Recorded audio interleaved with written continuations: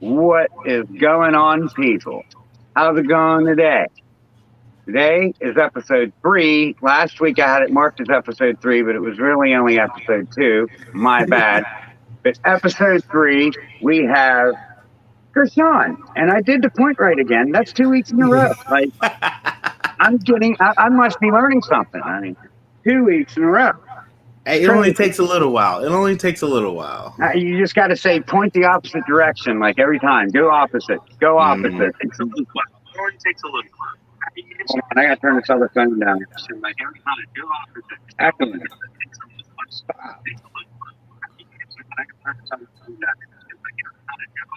The button's on the other side of this phone. I'm sitting there hitting the other button. Okay. Thank you. That took way longer than it should have. Dropped my cue cards and everything else. Oh yeah.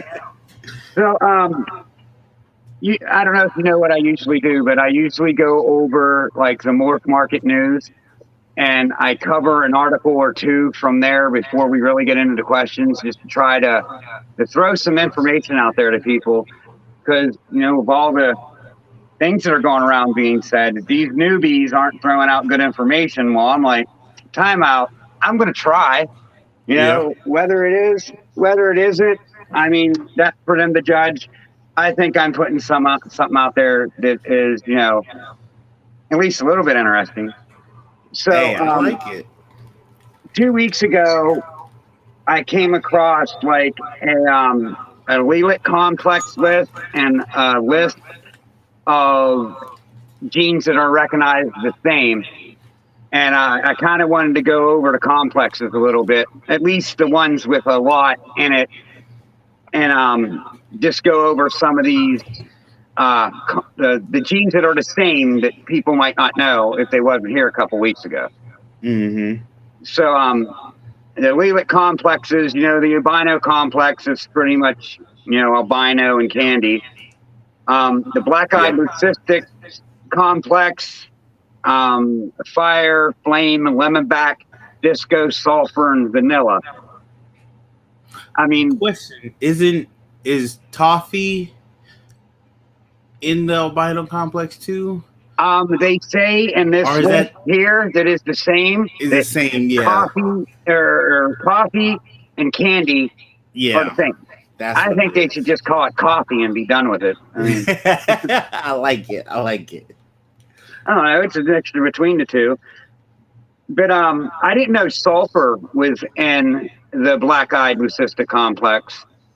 I didn't know that either. I always thought flare and flame and all these ones that mean fire was kind of the same. And some of them are and some of them aren't. And then lemonback, I don't know what's going on with that gene, but there is like 10 genes out there that is lemonback that's being called something else. Maybe not 10, but there's a lot. There's a few. Gotcha. Yeah, there's a few. And I'm glad that that's out there just to kind of distinguish between, what is right and what is wrong. Like, well, not what's right or wrong, what is the same and what is different. Mm-hmm.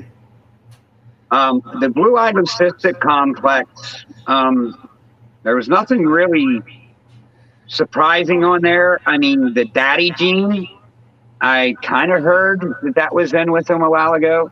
Okay, yeah. I did not know that Phantom 100% was considered in the blue-eyed leucistic complex. And Special, I thought they was just something that worked and made like, Phantom crystals or, them holding purple Specials packers in there. They're not white snakes, so I thought it was a little bit different. But yeah. The clown complex is just clown and cryptic. 8-ball complex. Black pastel. So you were on there, weren't you? So since cryptic is that what was I'm blanking on his name now. Gavin was talking about something else is in that cryptic clown complex. A mirror? Yeah. Because it's hearing the same list too. I'm hearing Okay. the same. All So right. I See, mean, hey, debunking stuff. We debunking stuff out here. I like it. right. Yeah, I mean, this is why I thought this was interesting enough to go over, because there is quite a bit of confusion out there about, like, are these genes in this complex, that complex, and this allelic complex here, this list, I still have it. I go over it like every day just so I could and memorize it. I want to know this with my eyes closed. It's like, Nice. an exercise for my brain that I do every day. The 8-ball complex, black pastel, cinnamon, and enchi, I kind of knew were together, but het red xanthic, Huffman, jolt, and razor, I was kind of surprised about them being in it. Now, the mahogany complex, I think they're trying to prove stranger out to be in this complex. And I just feel there's going to be more in it, because if you look at the other two, like, darker complexes, they have a lot in them, and a lot are allelic to them. So I think we're going to find a lot out about mahogany coming up. Just my opinion. Yeah, it makes sense. It would just follow suit with everything else that's dark. True. I'm going to skip over this complex, but we're the super stripe complex. Now, I know there's a couple genes out there that aren't recognized yet. They're actually in this complex and do make a difference. Last week when I had Celtic Balls on, they had got something from Earl at Lone Star Reptiles. And Eric knew what it was. I think it was called Access, he called it. But it was mixed with a gravel, and it looked like a really, really light highway, with the stripe being even more of a stark white. And it kind of looked like a vanilla highway, if you've seen them. It's just a white line on a white snake. But I think it'd be interesting with Spectre to see. I mean, I totally slept on Spectre. I wish I would have bought everything Spectre that I did in that complex instead of gravel and asphalt and yellow belly. I wish I would include an Inspector. And Spark too. Not too many people do Spark either. Not too many do Spark. I'm super excited for Asphalt. So I kind of got tunnel vision there, where I was like, I'm moving everything to Asphalt, all my yellow belly stuff to Asphalt. But yeah, I might need to start looking at Spectre as well, since no one's doing a lot with it. But I really like super asphalts, so that's what's still See, I like super asphalts too, because they're darker. But you see some of these super gravels that come out that are like orange snakes with patterns, and like, I love that. You know what I mean? That's awesome. Now the other ones aren't so appealing as a super gravel even. So what my plan is, at least in that complex there, or that thing, I want to make super gravels and put them to super asphalts and have whole clutches of pavements. Now there also is going to be het clown and het ultramel flying around in these things. So, I mean, something can line up someday and say, well, hey, look at that. There's a pavement ultramel clown. Awesome. So, I mean, I like the way you're thinking. I mean, I can't afford the visuals, so I'm at least putting hets in these things to where these 50%. So hopefully, it went to the female super gravel that I kept the first year. I hope it proves out to be 100%. Because I got a gravel to gravel pairing, but my other gravel is just the gravel. But the male is het clown, het ultramel. So I mean, I'm counting on these 50 cents a little bit. I mean, but if they do, they do. They don't. I just really like what pavement does. I mean, I think there's another snake that I've seen. When you get a chance, remember to look this up. If you go to the sold stuff on Morph Market, type in a gravel Spectre clown. Okay. And it's a sold snake, and it looks like it's one gene away from a Pompeii almost. If you get something with color in that gravel Spectre clown is going to look almost like a Pompeii. It's an impressive clown for what it is. Yeah. And then the spider complex, like, everyone is learning to love this complex. I mean, blackhead, champagne, chocolate, cypress. Hidden Gene Wuma, Fable, Spider, Spot Nose, Wuma, and Wookie. They just put Wookie in that complex too. Oh, did they? Okay, I figured Wookiee would be in that complex. Yeah, so I mean, a lot of people out there are saying Wookie they think is the same as chocolate. I've heard different. Oh. Yeah, and you're looking at that gravel specter, ain't you? Oh, yeah. I know that look because that's what I did when I seen it. I was like, oh, dang. Oh, wow. For a 2-gene clown to look that good, I mean, Yeah. oh my. Oh my. Oh, wow. That Spectre's on my radar now. I'm telling you. Oh, wow. I want to get a super striped pet clown female. That is nice. If you're going to put it up, I'll put it on. If you have it, I'll try. I don't know how well it'll look on there, but oh, it looks great. At that, people. Look at that. Look at that thing. Hold on, there's another picture of it. Would you just look at it? Yeah, I wasn't expecting that. No, I wasn't expecting that. I clicked on it too and was like, oh, I mean, what is this thing? You know, and then I seen Gravel Spectre and was like, whoa. I slept on Spectre and it was a mistake. Yeah. So now I kind of want to get a super striped clown because there's a pet clown, sorry. Because if I end up making, say, a super gravel het clown or a highway het clown, I know there's that double yellow belly thing. But if I do get a super gravel clown and put to it, I'm bettering my odds of getting the Spectre gravel clown. Mm-hmm. Because it's going to be yellow belly or Spectre in each snake, and it's going to be gravel in each snake. True, very true. So you're going to either make highway clowns or gravel Spectre clowns. Yeah. So, like, kind of, if you mess around with these elite complexes and you see how they work, you could better your chances of hitting the snakes you want to hit with these elite complexes. So that's kind of why I'm going hard on elite complexes. Yeah, so there's other ones that they are trying to prove out in other complexes, and once again Spider is going to get another cool one because Bongo is trying to be proven to be into the Spider complex. Oh, really? Yep. I mean, Confusion Acid complex, they're trying to start that whole Confusion Acid static and prove it out and put it out there. They're thinking Monarch and Ultramel are leaving, like the Clown and Cryptic. They're trying to prove that out. Patternless and Genetic Stripe. And then Stranger and Mahogany. Okay.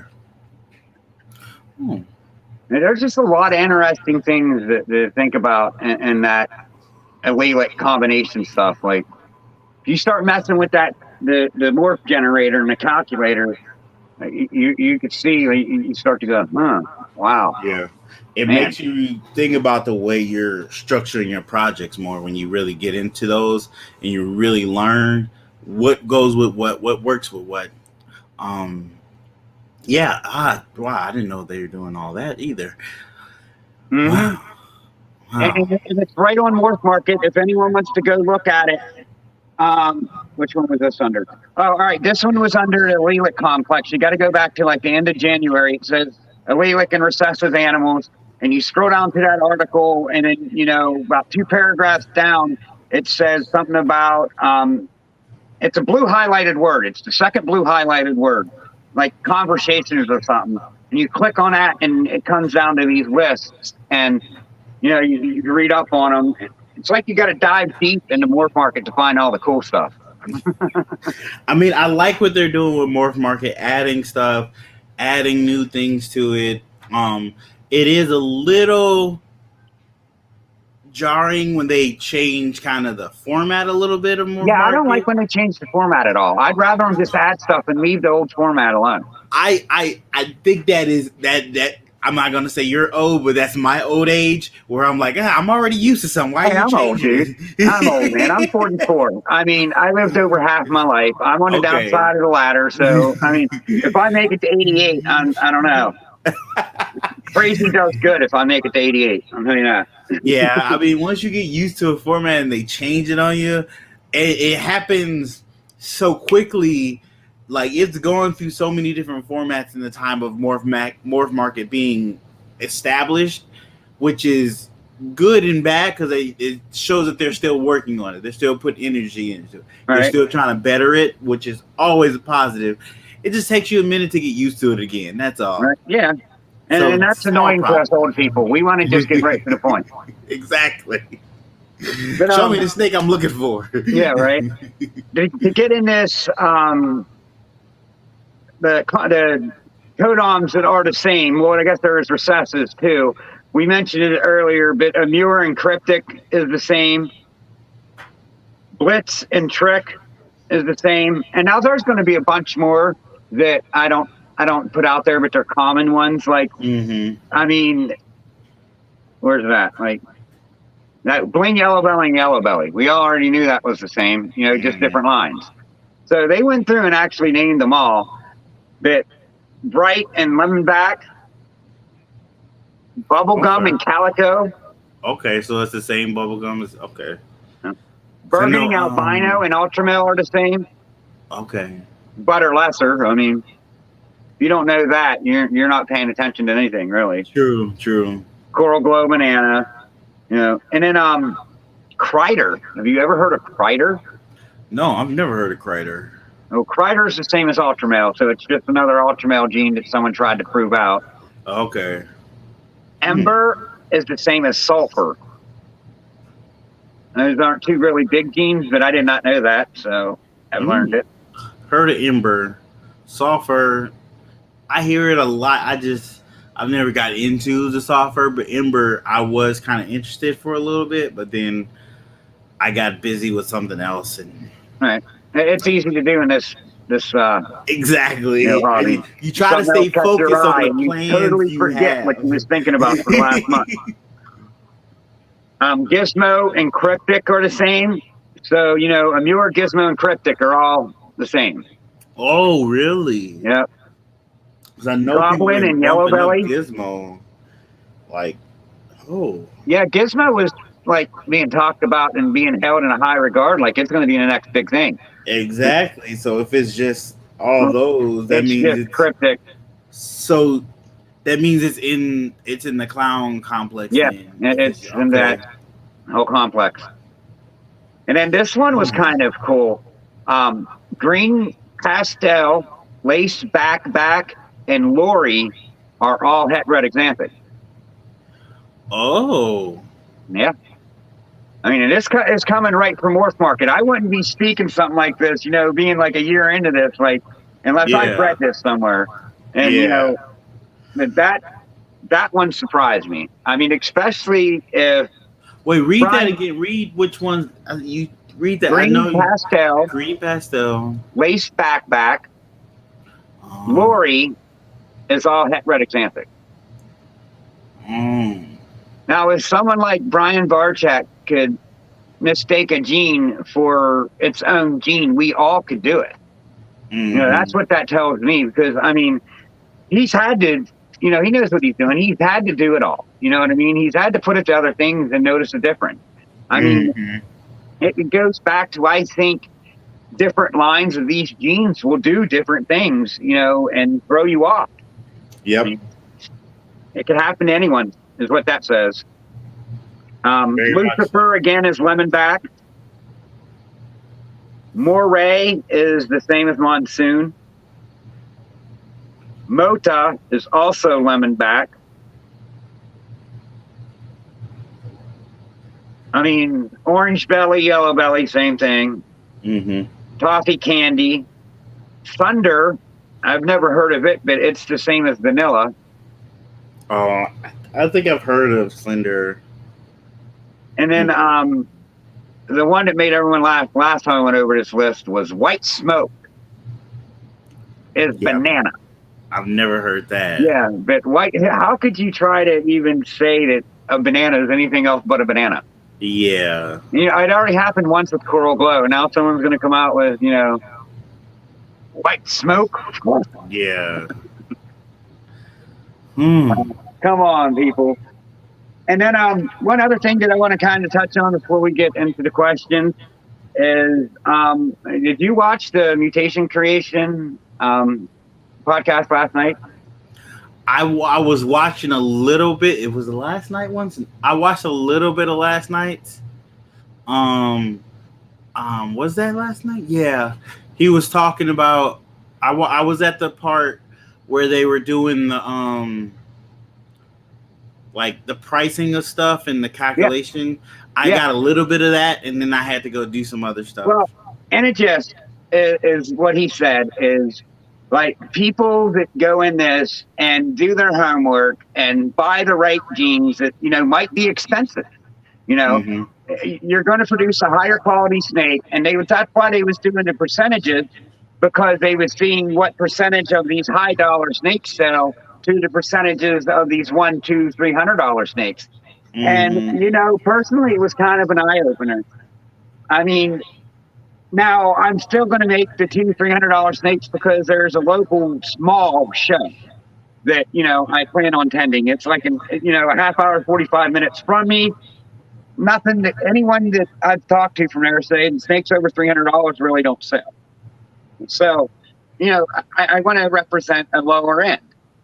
So there's going to be a little bit of a lower end. But, I mean, now that I get into these double and triple recessives, and it's not even really the sunset. I mean, I got Clown Ultramel. I mean, Hypo Clown, Clown Pied, Clown Lab. You know, I mean, I got a lot of double recessives. And, I mean, I think I did pretty good. Now, I got more hets than I got visuals, so that's what hurts me. But any visual that I hit in these, you know, pairings is totally going to set me off in a better place. But I think Billy nailed it. I mean, right, hit the nail on the coffin. And it's kind of the same thing as every business. You got to spend money to make money. Very true. If you're going out and buying a bunch of $200, $300 snakes and planning on breeding these snakes and planning on making money, you're going to have like the shittiest business out there. And I think a lot of us need to hear that. Yeah. I definitely wish I was listening or was even friends with some of the people that I am now when I first started, because I would have totally did things a lot different. I would have definitely wouldn't have had as many single genes in the beginning. Would have had a lot of long odd animals, but sometimes you hit that 1 in 256 chance animal. Exactly. You know? I got some of those. If I hit one, I'm going to be like, you know, little old me carrying a triple recessive around, like, ha ha ha ha. Yep. You know, I mean, and I don't, you know, I don't got that much money into it. You know, I mean, I got about $6,000 into it, and I had to scratch, kick, and claw. No, that's just from the snakes to get every bit of that $6,000. But you know, sold things that I had from when I was a kid. You know, like old toys and shit. That I made it work. You know, this is what I want to do. I love this shit. So, yeah, Billy's conversation last night really kind of got me thinking. Yeah, I might have to go rewatch that whole thing. Seriously, anyone out there, if you're trying to get into this business, go out there and watch Mutation Creation's last night's live. I mean, yeah, now Billy's going on a rant and he's fucking this and fucking that. And, you know, but if you could just excuse the language, he's not really directing at anyone, but he loves this business, and I feel he wants people to succeed. And he's like, just fucking listen to me. I will tell you how to fucking do it. And it blew me away. It really did. Yeah, I know I need to restructure my collection really soon. I need to do that. So most likely this season is not going to be as big for me producing animals, because a lot of girls are probably not going to go because we had a So, rat shortage here. So they didn't get a lot of meals in to get right, them back up to size. Um, and some girls are just first timers, so they took that second year off. Understandable. But right. I need to move out stuff. But it's hard to move out stuff right now because we're kind of in a little bit of a recession, so Yeah, people don't have that extra money. So you got to be kind of picky and choosy what you can let go and what you will be able to let go. So it's part of the business. It's part of the business. right. That's the aspect I'm learning more. The business aspect of this industry. We're all growing slowly and Yeah, learning as we go. So if absolutely. you know information, get it out there to people. And if you're trying to get information, don't be hesitant to ask people. 100%. Exactly, 100%. I've learned since I've been in this community that there are a lot of people out there that will, give you like information, and they'll just keep spouting off. We'll do it this way and that way and this way, and they might not necessarily be right. Guys, look to the higher ups that's been doing this for 20 years. Mm-hmm. The veterans in this field, in this hobby, in this business, are not shy, and they are willing to help. And I mean, that's a great tool to have. Don't listen to your buddy that's been doing it for a year, to get you into it. Maybe he's not doing something right. Mm-hmm. Go listen to the big dogs. They know what they're talking about. And I mean, I appreciate it. For 100%, I appreciate them guys putting out there what they do. So before we get into the question part of this, I just want to go through and shout out some people. Cole, what's up, Cole? How's it going? Thanks for coming in. Morbid, what's up, dude? Holly, how's it going, Holly? PCF, what's up, buddy? I like that guy, PCF. He's a good people, good people. Miss Morbid, how are you doing? Tammy, how's Tammy doing? Clover's Reptiles. Hey, what's up, bud? I'll get you turned He's blue good too. right He was now. he's a next up brethren of yours. He was on my show. He did Next Up and he started YouTube. Good people, good family. They do this. Their channel is a family channel, and they do hog nose breeding. Awesome. Love family operated businesses. I get the pleasure of trying to grow this with my daughter, and I can't look at it as a loss because I kind of got her into something, and I hope this prevails and it's something good for her. So yes, I have something to shoot for, but it's more or less for my kids. I mean,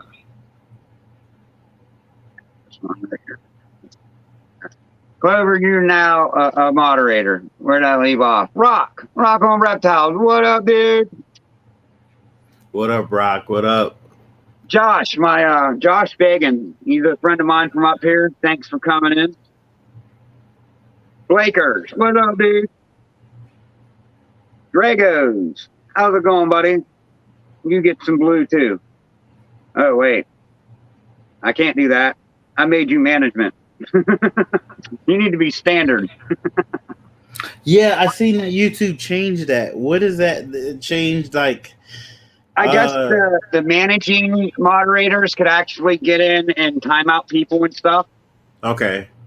So, I mean, Dragos, you're pretty cool. I mean, you got some cool stuff, but I mean, you can't cut my people out. I ain't gonna let you do that. Yeah. Derek's Reptiles, what's up, dude? Annette Cruz, how are you doing? I haven't seen you around before. You get some blue too. Rudy. What up, Derek? Rudy, how's it going? Moving over Miami. 905 and Burns in the house. I don't know if I said hi to Stan. Did I say Stan? Well, I don't know. No, we didn't say Stan. I could say hi to Stan twice if I didn't. What is up, Stan? What's up, Stan? All right, that's all we got going on.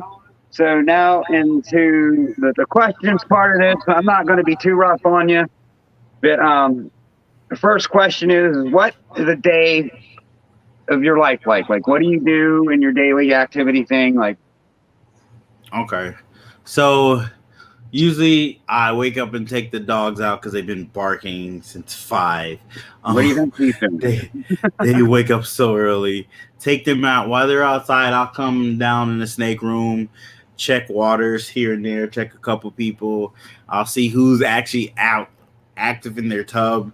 Um, I'll try to handle one or two the Yeah. hatchlings just to kind of keep them used to being handled because you never know who you're going to sell these snakes to. You might sell it for a pet, somebody that wants a docile, something easy to handle. So every so often, I try to handle the hatchlings a little more so they get used to being handled. Check waters, and then usually it's off to work. Do my 8-hour shift at work. Then I pick up the kids. We come home, help them do a little bit of homework, get their showers. Either I cook dinner or the wife cook dinner. While that's happening, I'll come back down in the snake room, checking other snakes out, looking at everybody. If it's breeding season, I'm definitely checking to see for ovulations or checking if I paired males with females looking for locks. And then eat dinner with the family. Maybe sit down for a little bit, watch a show with everybody. Put the kids to bed and then back down in the snake room for a little bit longer, shoot a video, try to shoot some reels. Really got to get back on shooting reels. Checking everybody, cleaning, do a little spot cleaning here and there. Looking over what I have, trying to take pictures so I can post up the available animals because that's time consuming. I bet, yeah. I'm so behind on that. I have so many animals I haven't posted pictures of that I have available. Oh, that's so bad. And then go try to spend some more time with the wife, lay down and watch a show, and then do it all over again. Right. So Iron Dog came in. What's up, Chris? Iron Dog. What up, Chris? My Animal House came in. What's up, Justin? How you doing, buddy? What up, Justin? It looked like they did an Animal House raid. Intrepid Exotics, thanks for coming in. You get some blue too. We're all caught up. Next question. You have any pet peeves? If so, what is like one of your pet peeves? Just in life. It don't have to be on a certain subject. Just in life in general. Now that I'm older, I hate people just zooming through traffic. Like, calm down. Right? You're still going to be late. I mean, I can't say I don't do it at times when I'm running late. But, like, my wife says I ride people's butt a lot. And I don't feel I do, but maybe I do. But still, zooming in and out of traffic, like, come on. We're all trying to make it there safely. Calm down. Calm down. I do drive a little fast, but I'm not up on someone's ass, like trying to pass them in a no passing zone, Like if I'm on a 2-lane road, I'm going 5 miles over the speed limit. Like if I get on your butt, I'll back up a little bit. But it's like if I get a chance, get the heck out of my way. Boom. Now I ain't one of these ones trying to, bob and weave to get through the morning traffic. That's just senseless. So I get it. I mean, how long have you been breeding ball python? Well, keeping and breeding. Keeping maybe 10, close to 11 years. Breeding like 8. All right. Yeah. Yeah, because there was a point where I kind of stopped breeding for a year and was just going to keep a few as pets. Right. And then I got back into it. So, yeah, had to. Josh is driven with me, days. So he knows my road rage. It's just like if you pull out in front of me, speed the hell up. Don't pull out in front of me and do 25 and a 45 because then I'm going to be on your butt. I really am. True. Hey, Lecca, thanks for stopping in. All right. What up, Lecca? What animal that you've produced are you the most proud of? Ooh. So it's more of a recent animal this year. Well, it's actually like 3. So I won't be upset if you choose 3. I mean, okay. So I'm gonna choose 2 from this year and 1 from technically like my 3rd year. So the first animal is my Mulan, my inchy het albino female. Right. She was just super clean, super happy to produce her. It was in my 2nd to 3rd year of breeding. Right. And I was just really pleased with how she came out. Yeah. My second animal is my albino inchy clown male that I produced last season. It was a goal animal that I wanted to produce that took me so long to produce it, but I did it. So I was super excited for that. Super excited for that. And then my third one is my Nakia, which is my pied yellow belly female. She just looks phenomenal. Like, phenomenal. Yes, I'm like super you excited have about some that. of the best looking yellow belly pies that I've Thank ever you. seen. Like Thank- seriously. Thank Like the you. contrast between the blacks and the yellows on them things are just like, yeah. Like if Thank I you. ever want a yellow belly pie, if you get a yellow belly pie that's het clown, I might be interested. But I have a female yellow belly pied that is 66% pos het clown, 50% pos het albino that I am still debating. I'm gonna put her up for sale, but once she hits a certain weight, I'm gonna probably pull her down. right. So we'll see. But yeah, I got my pie boy I got from Ozzy. So he was a yellow belly pie het clown male. I got him from Ozzy, and he's been my pied maker for all my pies. With my normal pie girl, who I got in an auction. I got that girl in an auction like 3 years ago, and she's dropped I got her 5 years ago because she's dropped 3 clutches for me and just been a great breeder. There have been small clutches though. This was last year was our first year dropping like more than 4 eggs. She gave me 6, which I was like, hey, I'm not gonna knock it. Keep doing what you're doing. Right? But yeah, those are my 3. I mean, honorable mention is my clown yellow belly het pied female that I produced this season because she's a very That's interesting. exquisite example of a clown yellow belly, like Right. just amazing, and she's 100% het pied. And I have her up for sale too, but once she gets a certain size, I might pull her down. Yeah, as well. right. Like, see, I'm at a point to where I don't want to buy nothing that's at least a visual with a head. I mean, honestly. Yep, I can understand that. I mean, I don't care if it's some gene that I feel like I have to have. The business side of me is saying, if you want to succeed, no. Yeah. You got to do these recessives, and you got to follow the plan. And I'm that Billy going off last night. It really got me thinking. I mean, hey, there's nothing wrong with that. Nothing wrong with. I want to be doing this for 10 years. Speaking of that, that's my next question. Where do you see yourself in 10 years?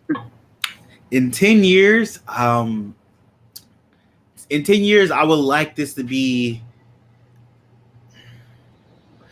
I don't know if I want this to be my main job, but I would like it to be one of my main jobs. And I say that to say I would like to use ball pythons for one, them to help make them self-sufficient, make them pay for themselves. Right. And then eventually to where they start putting money in my pocket so I can use that money and invest in other stuff to start making money over there. So I'm trying to make multiple sources of revenue. Yeah.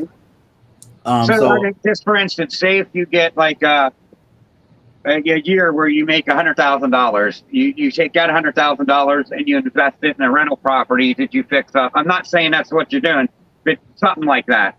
Yeah, invest in that's something else that's exactly gonna what I'm be trying to do. a monthly. Well, I mean, some people say That's I'm psychic at times. I do get a that lot is of one shit of the right. things I'm trying to get the snakes to be able to do is to buy rental properties or invest in stocks or even invest in different technologies. So Right. that's one of the goals I have. So Zach in Brock, what's up, man? Thanks what's for up, stopping Zach? in. Thanks for coming through. For in 10 years, hopefully they're at the point where they're self sufficient and pushing money into my pocket to make other investments. But this would be a lot more of a job than it is a job now, but more of a luxurious job, I would say, where I'm not already going to work somewhere 8 hours, half sleep coming here trying to take care of all the animals. Now I could just wake up to just taking care of them, and not take that 8 hours out of my day to go do something else and to come back to them. That's the goal. Right. Yeah. I mean, Um. and have a decent social media following, be able to reach people. That's one of the reasons I did my YouTube is to document what I'm doing with the snakes, and so people can Yeah. see what I'm working with, but also to reach out to people to help grow the community that I love to be a part of, and bring other people into the community. Like we, only way we can keep staying growing and being consistent is we have to bring new people in, and to do that you have to show them that this is a positive place to be. So that's a goal as well, so hopefully that gets expanded too in those 10 years. That's also something I'm working on. All right. What would you say this hobby, or what would you say the community needs to do to make this hobby better? I think it's already doing it. Like a lot of people are more open to share information, open to help each other, open to take those, which at one point in time people thought it was like stupid questions when people would just ask you stuff about taking care of animals or how to take care of animals or how to breed and how to do that. A lot more people are a lot more receptive of teaching people how to do it, and willing to teach newer people coming in instead of just totally writing them off right away. Right. And I'm seeing a lot less bashing of things and more of education of things. So when you see somebody post up a snake with a stuck shed or not the best husbandry, instead of bashing that person and be like, "Oh, you're terrible at this. You shouldn't have animals," they're trying to educate people on how to take care of that animal, Right. and they're being better at the way they approach that. You still can't always you can't control the way people take that advice in. So we're still working on that aspect of it. But the fact that you've changed your approach, and instead of bashing and talking down to the people, you're trying to educate them and help them be better at being a keeper, which Right. is miles apart from where we used to be in this industry. So honestly, I think we're already on the right path, and but I do think the one thing I would say is more visibility. Like when we make this mainstream, it is going to be hard to ignore, and it makes it easier for us, for them not to be able to make laws that tell us we can't keep these animals or we can't have these Right. animals. Dogs and cats are mainstream. That's why they ain't shutting them down to telling people you can't have them. Once we make reptiles, and I mean all reptiles, mainstream to where it's big enough that people can't ignore it, it makes it a lot easier to protect them. Yeah. Right.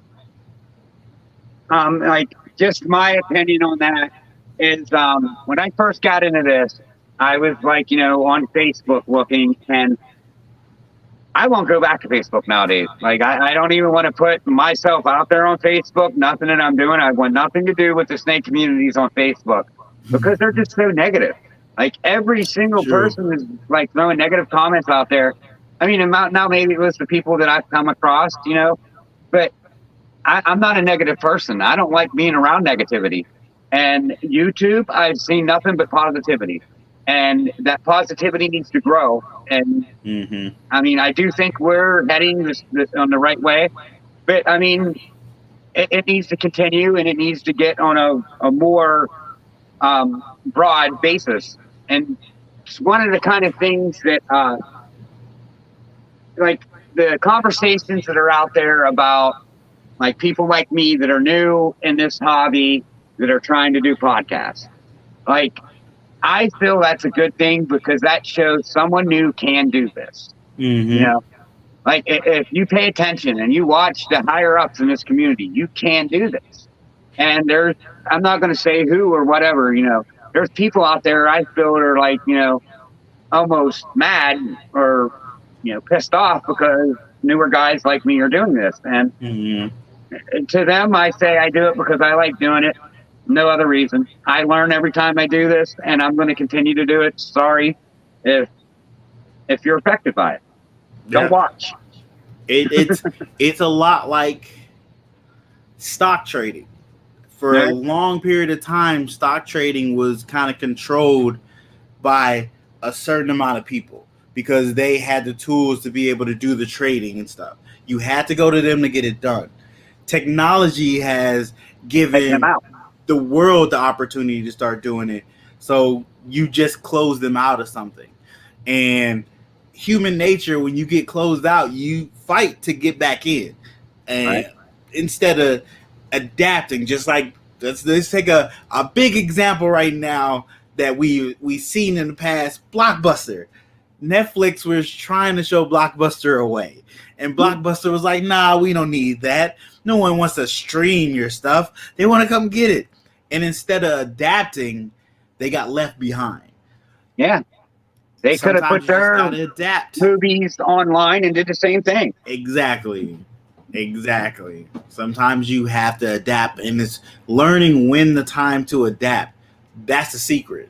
Sometimes And you the got to time to stick what adapt you is got now. for a little bit, but you eventually have to slowly start adapting. And if you don't do it fast enough, you get left behind, unfortunately. I totally 100% feel that the people that are not working double and, even triple or quad recessives are going to get left behind. Yeah. And that's kind of how I feel. If I'm wrong, I'm wrong. If I'm right, I'm right. I'm not sitting here, stating it's a fact. It's just my opinion. And I mean, that's where I'm heading. I'd suggest you do the same. Yeah. I mean, getting into that would be my advice that I would give to a new breeder. What would be your advice that you would give to a newer breeder? Females. Get Females, females, females. females. Females. Recessives, double recessive females if your pocketbook can handle it, but females. At least pets. At least heads. Yep. If not double heads, triple heads, visuals with a head, visual codoms, but females. 100% because they take 2 to 3 years, sometimes 5 years to produce something.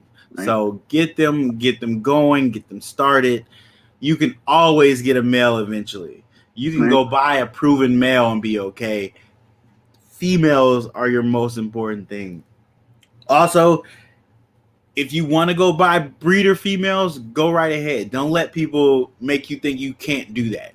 Do it. Some people like to get hatchlings and raise them up. Some people like to go get proven breeder females and put them into their collection. Either way works. Do what works for you and your pocketbook.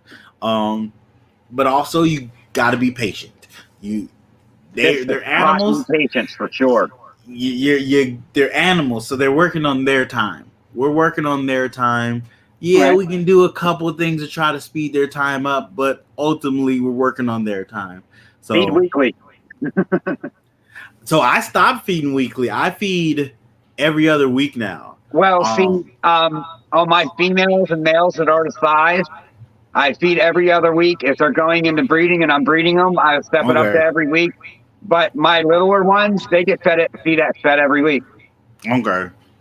I mean, I want to get them size, and I don't think there's nothing unhealthy about feeding them once a week, as long as they're passing it and they got poops in their things every like once or 2 weeks. It's fine. Yeah, I mean, do what works for you and your animals. Yep. Like I was feeding weekly. and I went to every other week, and I didn't see a change in growth, but Really? I did see a change in how much they were absorbing. Huh. Like animals weren't pooping as much because they weren't trying to make space for that next meal as much. So I seen them retain more of that meal and get more of the protein for that meal. Well, I won't say protein, but more from that meal and holding more of that instead of pooping it out fast, getting ready for that next meal. Um, and I seen a better feed response. Like they give them that week off, got them ready for a meal. They were ready to strike again. So food response was a lot better after that switch. But you still got to watch your animals and see how they work. Some snakes, I tend to throw extra meal because I see that they still traveling around, still looking for stuff. So each snake is individual to an extent. So you definitely have to read your animals. Take the time to learn your animals, learn their little quirks and stuff, and learn how they like to eat. Have certain animals that only eat certain color rats. Yeah. It's weird, Yeah, but it I had the happens. same thing. If I put a black rat into a certain snake, that snake won't eat it. it Not at it all. it Hey, John, thanks for many coming people in. don't think it happens, but it does. It Yeah, does. There's certain absolutely. colors. What's up, John? Like it took me probably about, I'd say, 2 months to realize that that snake won't eat a black rat. It will eat a gray rat and it will eat a white rat, but it won't eat a black one. I wonder if that has anything to do with how they sense it. You know what I I mean? Since think it's a dark so. color. Yeah, Huh. yeah. It has to do with that. It has to do with their sight, the little bit of sight they have, because they're not extremely good with eyesight. I don't think. But I thought they were colorblind too. Maybe I heard that from somewhere. Maybe it's All I true. know Maybe is it's when their not. head's facing away from you and they give you that quick turn, it's a good sign. They want to Yeah. eat. They're raised up looking away from you and they turn to you and look at you. That's a good sign. They want to eat for Mm-hmm. sure. So, all right, I like to end the questions with just like a couple multiple choice questions. Um, I'd like to say a couple things and you pick one. So, Okay. Burger King or McDonald's? McDonald's, Pepsi or Coke? Coke. Star Wars or Star Trek? I'd say Star Wars. Captain America or Iron Man? Iron Man. All right. All right. Hot wings or wings that are not hot? Wings that are not hot. Skydiving, bungee jumping, or hell no? I want to skydive, but I have a weird. I'm not afraid of height. I just don't like to be super high up. But I would say skydive. All righty. Cool. That wraps up all the questions I have. We have about 8 more minutes just to shoot the shit and talk about anything that you want. But I'm not really feeling the greatest tonight. So as I put in the chat earlier, I'm not really going to do an afters tonight. That's okay, Darlene. You can be late. Darlene just stopped in. Hey, You made it. Darlene. That's all that counts. Yeah, You made it. definitely. Thank you. I appreciate that. So when is your, since we asked a couple questions, when have you had an actual breeding season yet, or no? This year was my first. I've had 7 locks, basically. 7 females got locked too. Oh, nice. 5 out of the 6 are gaining weight rapidly, so I think I might actually have. Well, actually, no, there's 7. There's 7 that got locked, but 5 out of them are gaining weight. I don't think 2 kind of took, but I'm still pairing them like every other week. Like if I'm using that male specifically for a female because his other females aren't big enough yet, or I don't have another female, it's 1 week on and 1 week off. Mm-hmm. And that seems to be working for me. I know everybody has a billion different ways of doing it. Very true. I mean, just leaving them in there a week. I mean, I'll look in and you see a lock here and there. You know what I mean? So they're locking numerous times during that week. Mm-hmm. So, I mean, I think I'm doing good. They're getting fatter. They look like they got eggs growing. Are they starting to bull wrap? Yeah, yeah, Okay. yeah. They're Okay. wrapping around their bowls and putting herself in a tighter squeeze. So I have the signs. I just haven't seen no eggs yet. Okay. But there's So do two of them you? that looks like I stuck an air hose up their butt and blew up. So I think they're about ready Okay. to drop any day now. Have you seen an ovulation? I think I'm not 100% sure, but they Okay. went from like this fat to that fat overnight. Okay. So don't. I would say don't focus too much on them expanding. When they do expand, check their tail. Check the bottom of their tail and look for there'll be a little crease in it. Oh, all right. See, someone told me about that before, and I keep forgetting to do that. Like, you It's got to kind of look for their belly to sink in a little bit right there. Yep, it's called a tail suck. So that'll happen when they ovulate, and the first time you see it, you're like, okay, that definitely never was there before. So it's very when you see it, you see it. There's no mistaking it. So definitely look for that. And that tail suck usually lasts about a day or two, sometimes 3 days. So because they could be getting fat in the process of building right before ovulation. Right. They do that. I have a girl right now. I just checked her follicles. She's at like 37 millimeters. So she's real close to ovulating. So that I thought she had already ovulated because she's so chunky. Right. But once I checked, I was like, you haven't ovulated yet. You're going to ovulate soon. So I'll keep an eye out for it. But once she gets a certain size and a certain fatness, I'll look under that tail and I'll go by that. You'll start to see it start to imprint and come in, and then it gets deeper, and it sits there for a while, and then it slowly goes away. So Right. definitely look for that, 100%. See, I think that one of the first major purchases that I'm going to buy is an ultrasound. I mean, I just think it gives you so much of an advantage. I mean, I hear people saying, nah, you don't need them. But then the people that have them are like, dude, I know when it's going to go down. I don't have to guess. I know. And I mean, I kind of like the option of knowing exactly what the hell's going on. yeah. I mean, Especially the with this. ultrasound has given me at least 2 clutches that I wouldn't have had that year, 1 year that I had it. I didn't. There was 2 girls that I didn't even realize were building follicles, and I wasn't pairing them. And then I ultrasound them, and I seen they were at like 15, almost 17 millimeters. So I'm I going to go threw a check it out, male in there. Darlene. Sorry, I didn't mean to interrupt. No, you're good. Yep. There's certain signs like they call it the glow before they go. They'll get real bright right before they ovulate too. So See, that's another thing to look for. that spot nose vanilla pet clown, she just got brighter like the last 2 days. I've been kind of looking at her.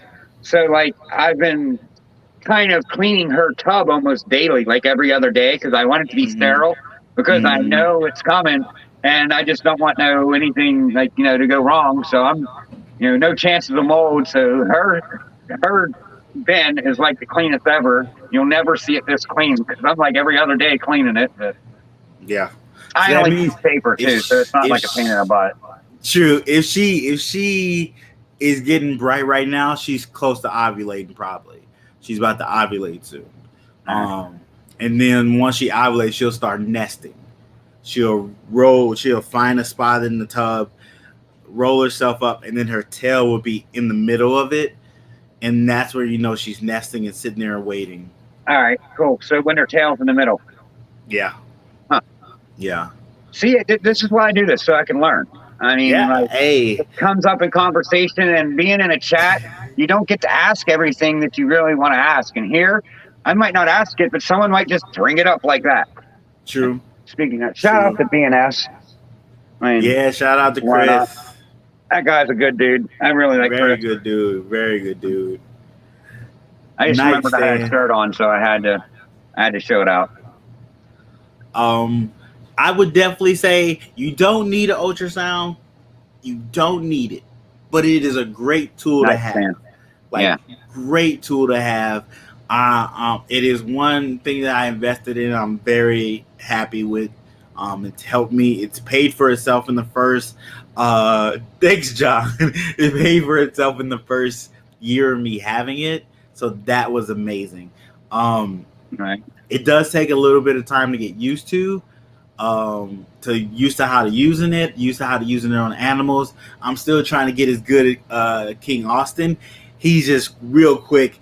I'm getting faster, but I'm not that quick. I can't just hold the snake over me and ultrasound it real quick like that and be like, "Yep, this is this." I'm working on getting to that level. So he has a lot of practice with all Billy's snakes and his snakes combined. So he has a lot of practice. I only have so much practice here. So it'll take me a little time to get on that level. But yeah, it is a great tool to have. It makes things a little easier, but that does not mean you don't still pay attention to your animals. You still watch them. You still learn how to palpate. I know I don't say that word right, but learn how to palpate. It is a great tool as well. I usually palpate my animals even before I ultrasound them, so I have an idea that they have follicles. So I know what I'm looking for at that point. That's usually my first step during the breeding season. But the ultrasound definitely keeps me from having to overbreed a male or breed a male too much to a female. To let me expand that male out to more females if need be, and not overwork it. Right. Honestly, and then find out if a girl is even going to go that season. If a girl's not showing any follicles, I don't need to keep pairing her. I need to just let her chill and go back to eating and get ready for the next season. Right on. Yeah. Well, all right, Gershon, we're at that hour point. I do appreciate you stopping in today and doing this. That was great. I mean, you're a good dude. I mean, I like the information you throw out. I mean, I look at you as one of the pillars in this community. I mean, I appreciate that. You're not up here where Mutation Creation is because they're at the very top. Understandable. You're in that percentile, at least in my book, and I've learned so much from you personally, and I really do appreciate it. I appreciate that. I appreciate you having me on. I'm not usually guest on other people's podcasts. I always want to be a guest. Let me be a guest sometimes. I love hosting. I love hosting.